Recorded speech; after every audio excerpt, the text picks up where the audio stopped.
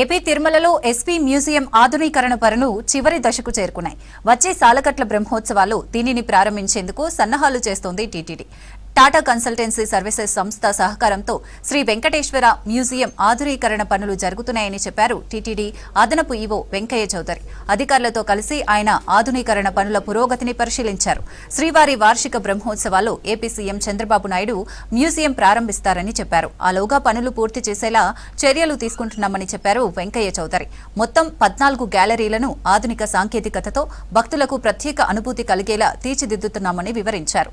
తిరుమల క్షేత్ర వైభవం, ఆలయ చారిత్రక నేపథ్యం, శాసనాలు, అన్నమాచార్య గ్యాలరీలు, పల్లవులు, చోళులు, విజయనగర రాజులు వంటి వివిధ రాజవంశీయులకు శ్రీవారితో ఉన్న అనుబంధాన్ని గ్యాలరీలలో ప్రదర్శిస్తున్నామని తెలిపారు. కార్యక్రమంలో చీఫ్ మ్యూజియం ఆఫీసర్ సోమనారాయణ, అధికారులు, టీసీఎస్ ప్రతినిధులు పాల్గొన్నారు. ఏర్పాట్లు చాలా వరకు పూర్తయ్యాయని చెప్పొచ్చు. టాటా వాళ్ళ సౌజన్యంతో 14 గ్యాలరీలు చాలా అద్భుతంగా కూడా వచ్చాయని చెప్పొచ్చు.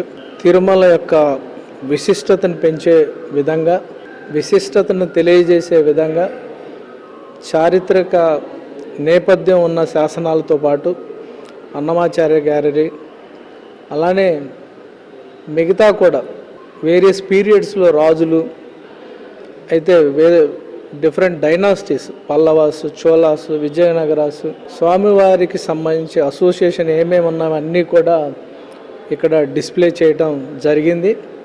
దీనికి సంబంధించి అన్నీ కూడా కంటెంట్ రాయటం కానీ, అలానే కంటెంట్ని డిస్ప్లే చేయటం కానీ, అలానే వచ్చే పిలిగ్రిమ్స్కి చాలా అందంగా ప్రజెంట్ చేసే విధంగా కూడా చేయటం జరిగింది.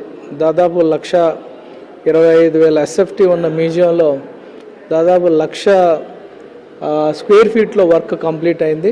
కేవలం అవుటర్ గ్యాలరీ మాత్రమే పెండింగ్ ఉంది.